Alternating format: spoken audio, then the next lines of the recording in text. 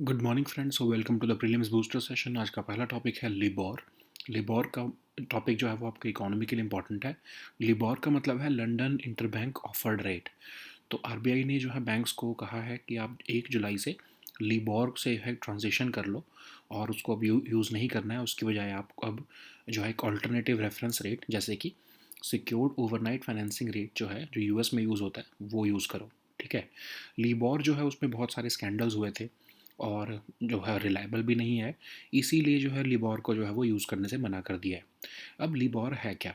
एक benchmark interest rate है जो कि कॉस्ट ऑफ बोरोइंग जो है बहुत सारी फाइनेंशियल इंस्ट्रूमेंट्स की जो है वो डिटर्मिन करने के लिए काम आता है। तो ये एक तरह से एवरेज इंटरेस्ट रेट्स हैं जो कि इंटरेस्ट रेट है जो कि मेजर बैंक्स जो है लंदन में वो आपस में एक दूसरे से बोरो करने के लिए फंड्स वो इस इंटरेस्ट रेट पर बोरो करते हैं। तो बैंक्स और प्राइवेट कंपनीज जो लिबॉर को एक तरह से बेंचमार्क रेट की तरह यूज़ करती हैं फंड अब्रॉड जो है वो रेज करने के लिए। अब इसमें 5 करेंसीज़ का इस्तेमाल किया जाता है, 7 मैच्योरिटीज़ का इस्तेमाल किया जाता है। उसके बेसिस पर इसको कैलकुलेट किया जाता है। तो हर जो है हर बार इसको इंटर कॉन्टिनेंटल एक्सचेंज जो है वो पब्लिश करता है जो कि एक अमेरिकन कंपनी है। अब लिबॉर को कैलकुलेट कैसे किया जाता है? हर रोज़ 18 इंटरनेशनल बैंक्स अपने अपने आइडियाज़ शेयर करते हैं कि कितना वो रेट जो है वो पे करना चाहेंगे बोरोइंग करने के लिए दूसरे बैंक से।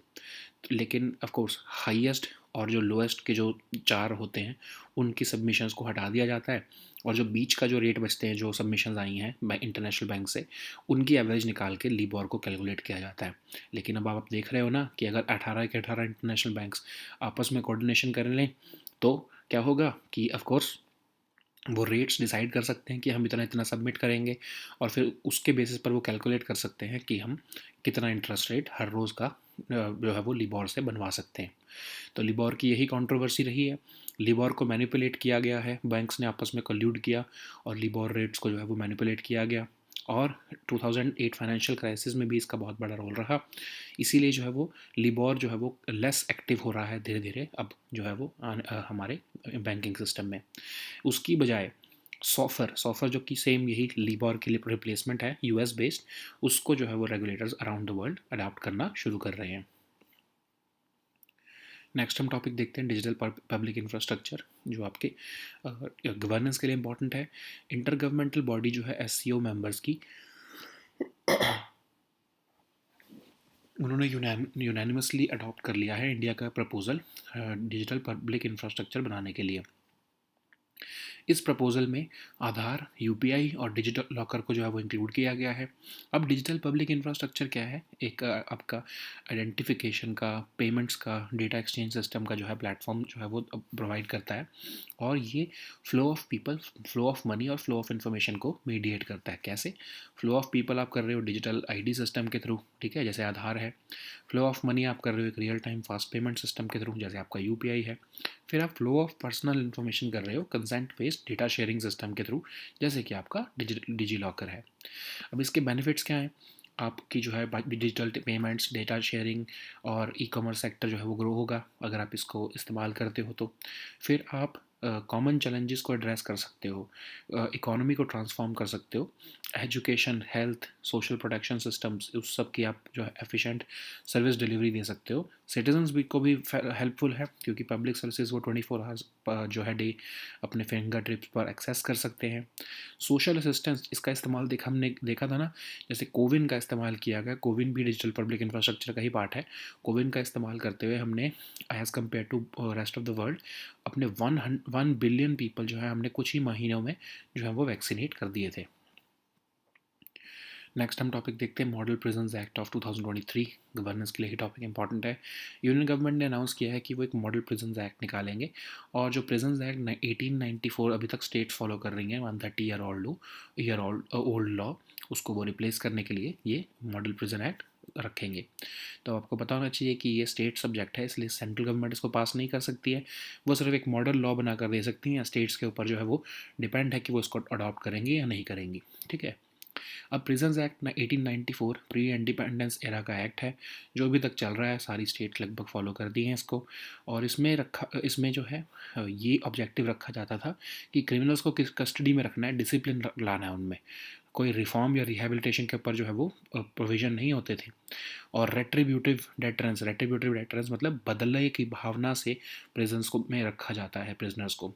आप क्योंकि प्रिजन एक स्टेट सब्जेक्ट है, तो प्रिजन मैनेजमेंट और प्रिजन के एडमिनिस्ट्रेशन दोनों जो है वो स्टेट गवर्नमेंट्स के पास है।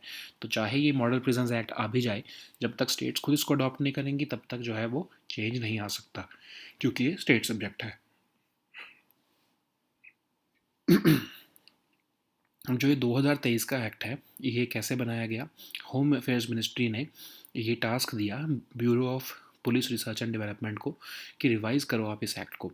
अब इसके अलावा prisoners act 1900, transfer of prisoners act 1915, इसको भी रिव्यू करने के लिए कहा गया। अब इसके प्रोविजंस अगर हम देखें तो separate accommodation for women transgender जो है प्रिजनर्स, सिक्योरिटी असेसमेंट करना, सेग्रीगेशन करना प्रिजनर्स की, टेक्नोलॉजी का इस्तेमाल करना, वीडियो कॉन्फ्रेंसिंग की फैसिलिटीज़ देना, पनिशमेंट जो है प्रिजनर्स या जेल स्टाफ के लिए अगर कोई मोबाइल फ़ोन्स इस्तेमाल करता है, सोसाइटी से criminal activities of harden criminals जो है या हैबिचुअल ऑफेंडर को कैसे बचाया जा सकता है। ये सारे इसके कुछ मॉडल जो है वो फीचर्स हैं। नेक्स्ट हम टॉपिक देखते हैं कुकीज़ जो हैं आपके सोशल इश्यूज़ के लिए इंपॉर्टेंट है। तो जो 10 कुकी एमएलए हैं मणिपुर के, उन्होंने सेंट्रल गवर्नमेंट को कहा है कि एक सेपरेट एडमिनिस्ट्रेशन बनाई जाए, क्योंकि वायलेंट क्रैश हुआ है अभी रिसेंटली कम्युनिटी और मोइतीज़ में। अब कुकीज़ जो हैं वो एक एथनिक ग्रुप हैं जो कि मल्टीपल ट्राइब्स जो हैं जिसमें आती हैं, जो कि पहले north eastern states of India, Myanmar और बांग्लादेश में होती थी। अब ये जनरली ट्राइब्स के लिए कलेक्टिव टर्म इस्तेमाल की जाती है। ये ट्राइब्स पूरी नॉर्थ ईस्टर्न स्टेट्स में है एक्सेप्ट अरुणाचल प्रदेश। मणिपुर में अगर हम देखें तो 30% जो पॉपुलेशन है वो कुकी ट्राइब्स की है, और ये जनरली हिल्स में ही रहती हैं। अब इनका रिलीजन और कल्चर जो है ये कि आपस में मैरिज नहीं आप मतलब आउटसाइड जो है कम्युनिटी मैरिज नहीं करते हैं। पहले ये क्रिश्चियंस नहीं होते थे, बट पिछले 80-90 सालों से देखा गया है कि ये क्रिश्चियनिटी को जो है वो एम्ब्रेस कर रहे हैं। इनके अपने खुद के कस्टमरी लॉज और विलेज काउंसिल हैं। ठीक है, नेक्स्ट हम टॉपिक देखते हैं Kohinoor diamond. Art and culture के लिए टॉपिक इंपॉर्टेंट है। तो इंडिया एक डिप्लोमेटिक कैंपेन शुरू करने वाला है कोहिनूर डायमंड जो है और बाकी ट्रेजर्स जो ब्रिटेन ने हमसे छीन लिए थे उनको वापस रिक्लेम करने के लिए। तो कोहिनूर डायमंड अगर हम देखें तो one of the largest and most famous cut diamonds है वर्ल्ड में। इसको माउंटेन ऑफ लाइट भी कहा जाता है ऑफ कोर्स, क्योंकि इसका पर्शियन नेम जो है वो कोहिनूर है, लेकिन इसको माउंटेन ऑफ लाइट इंग्लिश में ट्रांसलेट होता है। ओरिजिनली इसका वेट 191 कैरेट्स था, लेकिन इसकी जो है ब्रिलियंस को बढ़ाने के लिए इसको कट किया गया 1852 में, और 105.6 कैरेट से रह चुका है अब सिर्फ। अब ये कहा जाता है कि ये 5000 साल पुराना डायमंड है, और इसको जो है संस्कृत स्क्रिप्ट में स्यामांतका भी कहा जाता था। राजा ऑफ मालवा से लेके अलाउद्दीन खिलजी तक, फिर उस सामरकंड में उज़्बेकिस्तान में जो सामरकंड है वहाँ तक पहुँचा, एक बाबर के पास भी गया। धीरे धीरे करते करते गई है 1849 में ब्रिटिश क्राउन के पास पहुँच चुका है। ठीक है, तब से उन्हीं के पास है। नेक्स्ट हम टॉपिक देखते हैं सतवाहना डायनेस्टी। ये भी आर्ट एंड कल्चर के लिए इंपॉर्टेंट है। एक टीम ऑफ रिसर्चर्स हैं और हिस्ट्री एंथुजियास्ट हैं, उन्होंने रेलिक्स और आर्टिफैक्ट्स जो हैं वो डिस्कवर किए हैं, जो कि कहा जा रहा है सतवाहना पीरियड को बिलोंग करते हैं। अब ये सतवाहना डायनेस्टी को हम आंध्रास भी कहते हैं पुराण में, और ये आपके पुणे जो है महाराष्ट्र में, वहाँ से लेके कोस्टल आंध्र प्रदेश तक जो है वो फैला हुआ था एम्पायर। इनके ग्रेटेस्ट एक्सटेंट में ये इवन नॉर्थर्न इंडिया तक पहुँच चुके थे, और इवन मगध को भी कवर करते थे। ठीक है, तो ये कब जो है एमर्ज हुए, खासकर जब फॉल ऑफ मौर्य हुआ और मौर्यन एम्पायर हुआ, और जो है राइज ऑफ गुप्ता एम्पायर के बीच का भी जो पीरियड है, तब सतवाहना डायनेस्टी जो है रूल करने लगी। सतवाहना रूलर जो है वो आंध्रा रीजन से जो है मर्ज हुए थे।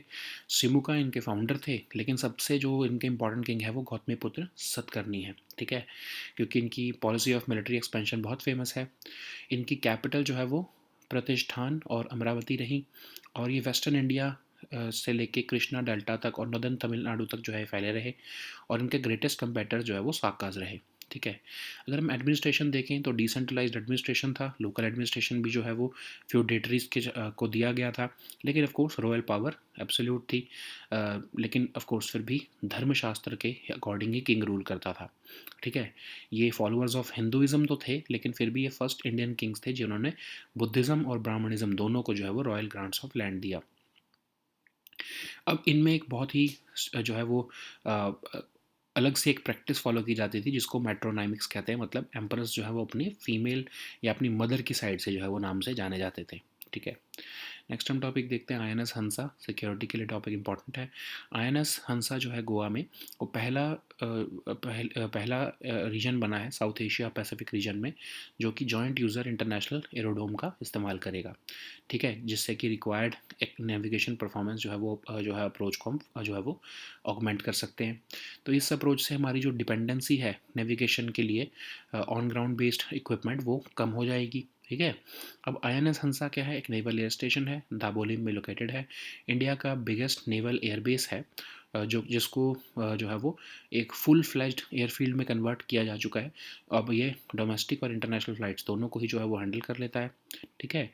जब गोवा की लिबरेशन हुई तो नेवी ने इस दाबोलिम एयरफील्ड को जो है वो अपने कब्ज़े में लिया 1962 में, और जो है आईएनएस हंसा जो है वो दाबोलिम में जो है वो एक तरह से मूव कर लिया गया 1964 में।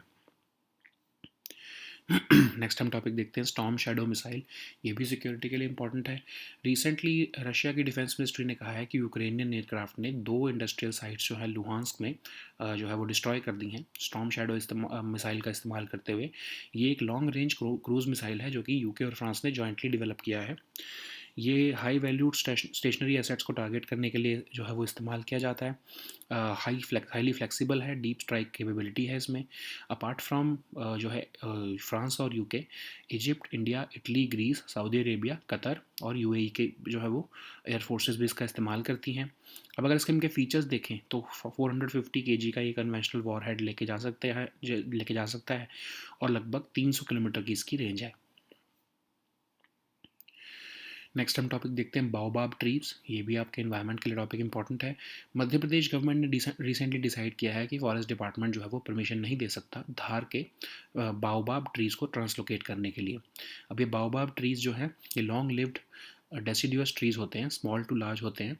अपसाइड डाउन ट्रीज़ भी इनको कहा जाता है। मंडू जो एरिया है आपका धार डिस्ट्रिक्ट ऑफ मध्य प्रदेश में, वो ऐसी प्लेस है इंडिया में जहाँ पर ये अबंडेंस में मिलते हैं ये पेड़। लगभग 1000 पेड़ वहाँ पर पाए जाते हैं। अब ये बाओबाब ट्रीज़ जो हैं वो थाउजेंड्स ऑफ ईयर्स तक जी लेते हैं। ठीक है। अगर हम देखें तो जिम्बाब्वे में ये एक बाओबाब ट्री है वो 2450 साल पुराना है। इनकी जो रिंग्स होती हैं वो भी बहुत फेंट होती हैं। इनका जो फ्रूट होता है वो ओवल शेप्ड होता है और बहुत ही न्यूट्रिशियस होता है। इनको हम ट्री ऑफ लाइफ भी कहते हैं क्योंकि ये बहुत अमाउंट ऑफ फ्रेश वाटर अपने ट्रंक्स में स्टोर कर लेते हैं। तो in case of course water scarcity ये बहुत जो है वो हेल्पफुल साबित हो पाते हैं। ठीक है, जब ड्राई ईयर हो अगर। नेक्स्ट हम टॉपिक देखते हैं carbon dating, science and tech के लिए इंपॉर्टेंट है। इलाहाबाद हाई कोर्ट ने रिसेंटली ऑर्डर किया है कि एक साइंटिफिक सर्वे किया जाए, कार्बन डेटिंग भी की जाए उस शिवलिंग की जो कि ज्ञानवापी मॉस कॉम्प्लेक्स में पाई गई है। अब कार्बन डेटिंग क्या होती है? कार्बन डेटिंग एक मेथड है जो कि ऑर्गेनिक मटेरियल के एज को जो है वो एस्टेब्लिश करने के लिए किया जाता है। अब कैसे इसको कैलकुलेट किया जाता है ये भी देख लेते हैं।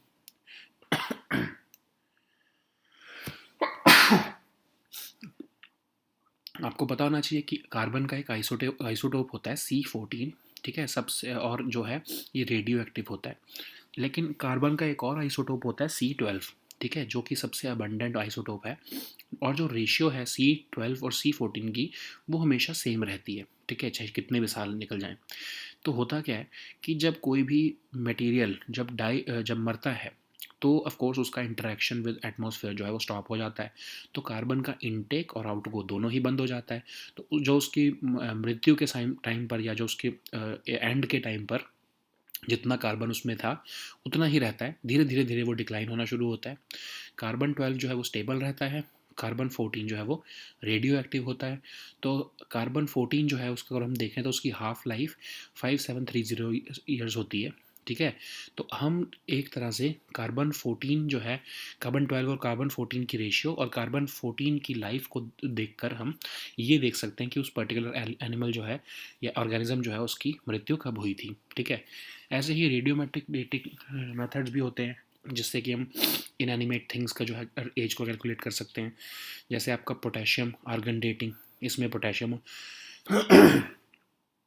डीके होकर आर्गन कब बनता है उसका हम रेशियो के इस्तेमाल से हम जो है देख सकते हैं कि एज ऑफ रॉक्स कितनी है। ऐसे ही यूरेनियम थोरियम की भी डेटिंग की जाती है। ठीक है, जिसमें देखा जाता है कि ये जो है आपका यूरेनियम थोरियम जो है वो कितने टाइम बाद स्टेबल लेड एटम में कन्वर्ट होंगे।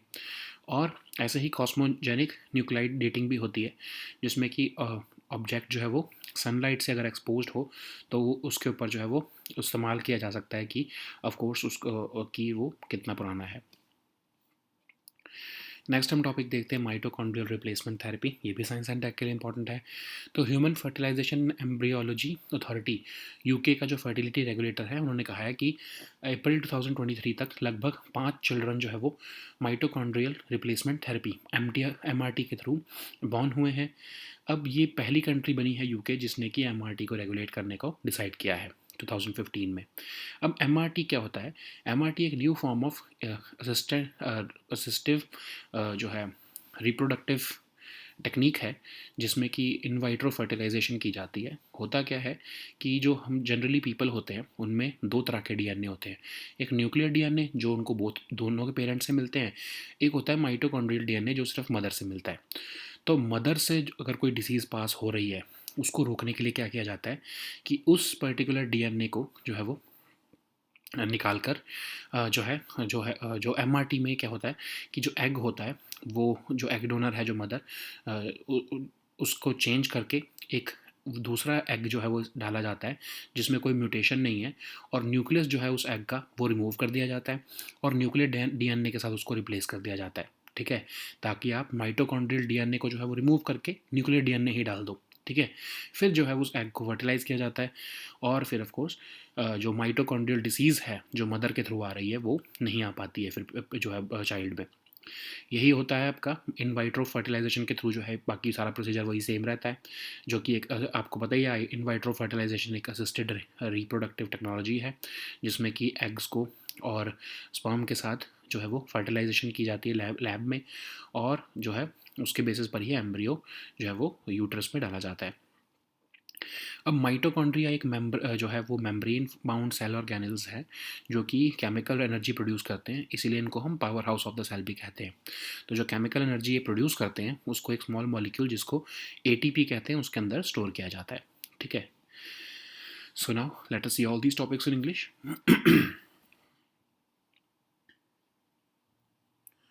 So the first topic is LIBOR. This topic is important for our economy section.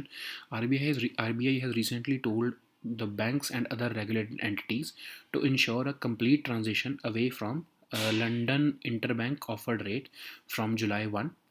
So LIBOR is basically being shelved off, and now instead of that, an alternative reference rate such as secured overnight financing rate will be adopted. So why it is being it is being done away with? Because multiple scandals hit LIBOR, and that's why RBI doesn't want to rely on it anymore. So what is LIBOR? So it is basically a widely used benchmark interest rate which determines the cost of borrowing for many financial instruments. So it is the average interest rate at which major banks in London are willing to borrow funds from each other in interbank market. So banks and private companies both are using this LIBOR as a benchmark rate. It is calculated using 5 currencies and 7 maturities. So it is published by the Intercontinental Exchange, which is an American company. So how is LIBOR calculated? So every day 18 international banks they submit their ideas of the interest rates that they are willing to pay if they had to borrow money from another bank. So to help guard against extreme highs or lows, the ICE strips out four highest submissions and four lowest submissions also. The remaining ones are the used to calculate the average.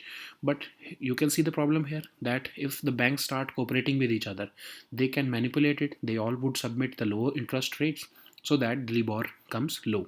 Okay, so that is what happened many times, especially in 2012, when the banks started colluding and they started manipulating LIBOR rates. So it also played a significant role in 2008 financial crisis.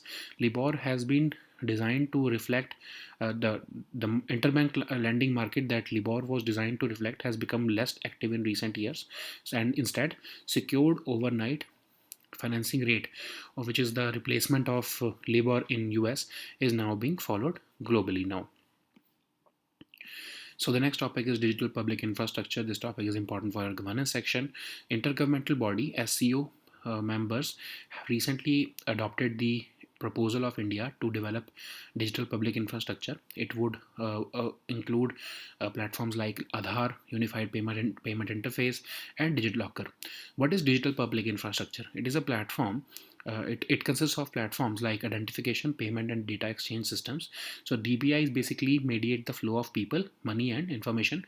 First, of course, is the flow of people through a digital ID system called the Aadhaar-like system. Uh, Flow of money through a real-time fast payment system like your UPI, and flow of personal information, of course, based on consent, that is through DigiLocker. So there are multiple benefits, like adoption of digital payments would transform our economies and support inclusive growth. It would drive this DPI would drive us to address our common challenges. It would, of course, be helpful in health, education, and social protection systems. Citizens can access public services 24 hours a day. Even during COVID, we saw how COVID came to our rescue, and we were able to vaccinate almost 1 billion people in a matter of few months.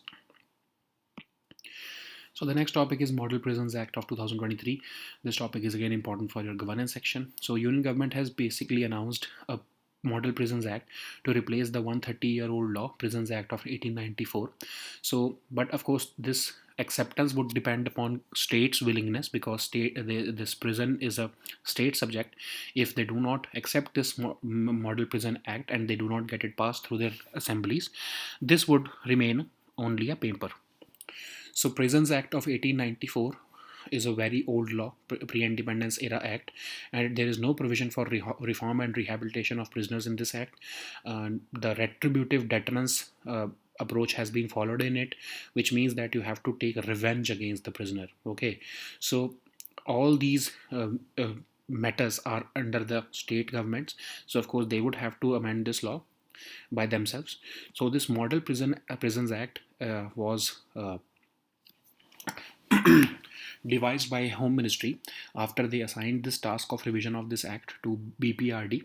Even the other acts which are related to prisons were also reviewed, and now this new Model Prisons Act is having provisions for security assessment and segregation of prisoners, grievance redressal, separate accommodation for women and transgender prisoners, video conferencing, punishment for prisoners and jail staff who are using mobile phones, establishment and management of high security jails, etc.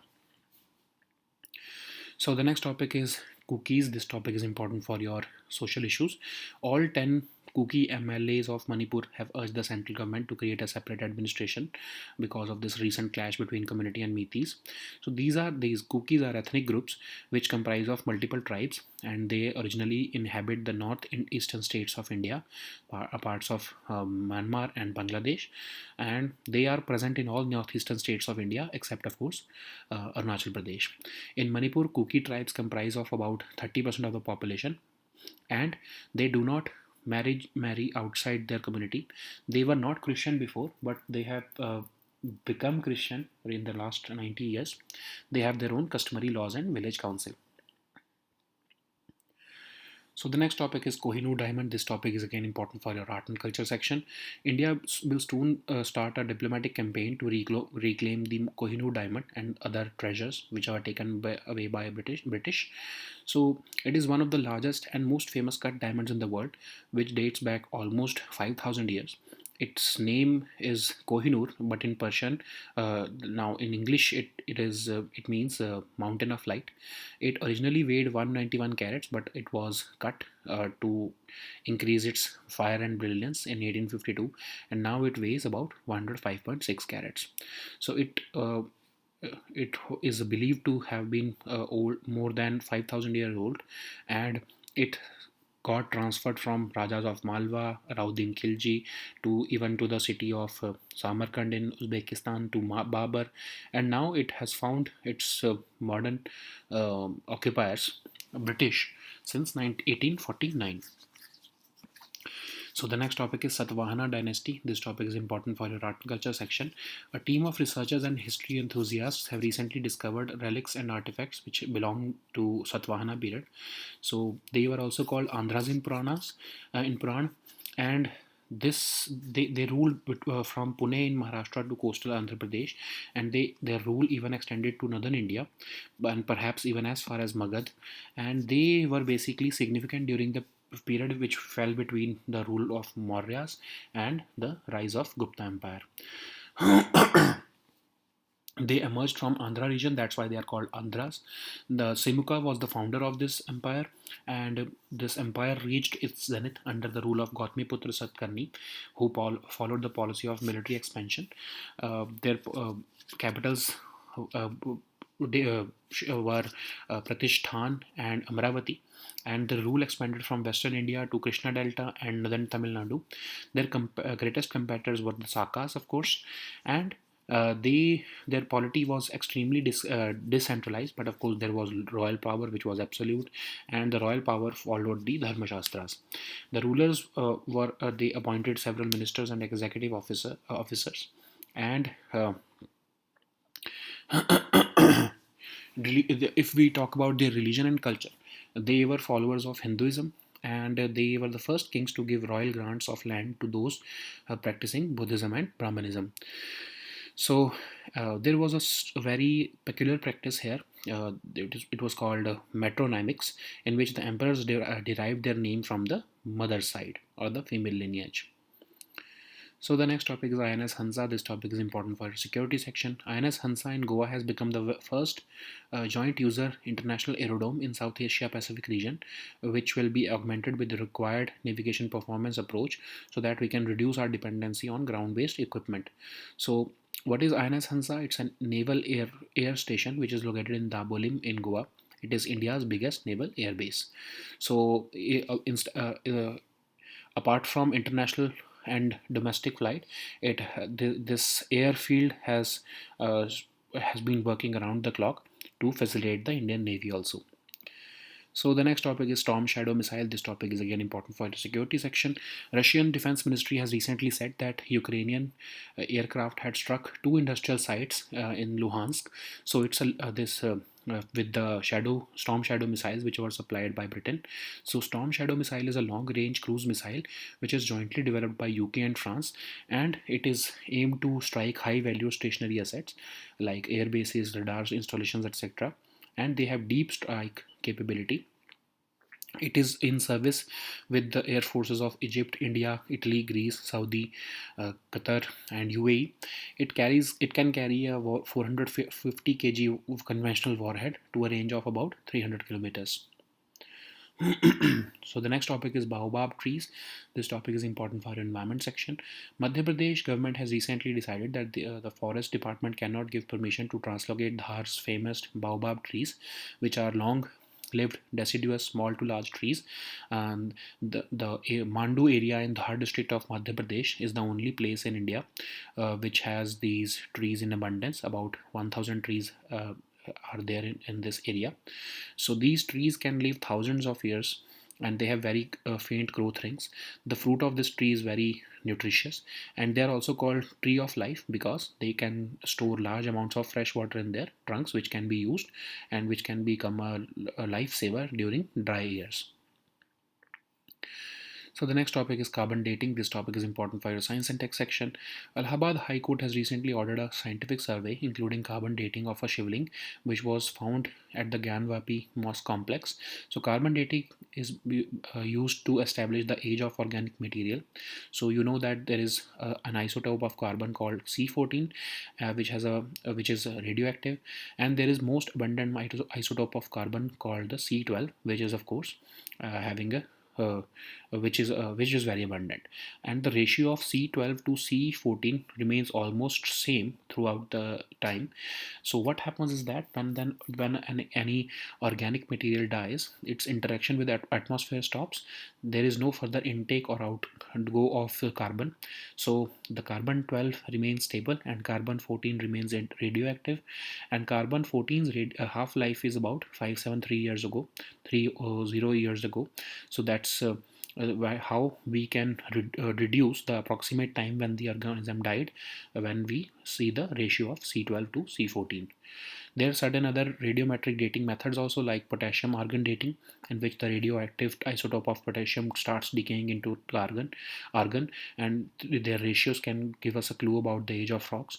Similarly, there is uranium thorium lead dating and cosmogenic nuclide dating.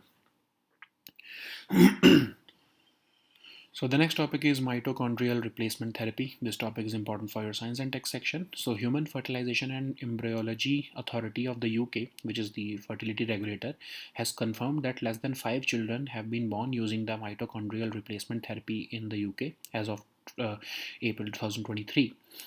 Since 2015, UK is the first country to regulate mitochondrial replacement therapy. So it's a new form of reproductive in vitro fertilization which works on the principle of replacing a woman's abnormal mitochondrial DNA with a healthy one. So what happens here is that people have two types of DNAs in their cells. First is of course the nuclear DNA, which is taken or which is inherited from both parents, but there is also mitochondrial DNA which comes only from the mother. If there is any fault in the mitochondrial DNA, then MRT can be used to prevent those diseases or transfer of these genetic diseases to the children. So what happens here is that an egg is taken from an egg donor which does not have any mutation which can cause disease. Then the nucleus of that egg is removed and it is replaced with the nuclear DNA from the woman who has this mitochondrial DNA mutations. Then the egg is fertilized with father's sperm normally, and when this egg grows into an embryo, then of course this embryo would be free of any mitochondrial disease. So this is how in vitro fertilization using MRT works. In vitro fertilization, you know that it's an existed reproductive technology in which eggs from ovaries are retrieved and they are combined manually with the sperm in lab for fertilization. Then the embryo is placed inside a uterus for pregnancy. What is mitochondria? It is a membrane-bound cell organelles which can generate most of the chemical energy needed to power the cell's biochemical reactions. That's why they are also called powerhouses of the cell. So the chemical energy which is produced by mitochondria is stored in a small molecule called the adenosine triphosphate, that is the ATP. So these were our topics for today. We'll meet next time with new topics. Until then, goodbye and take care.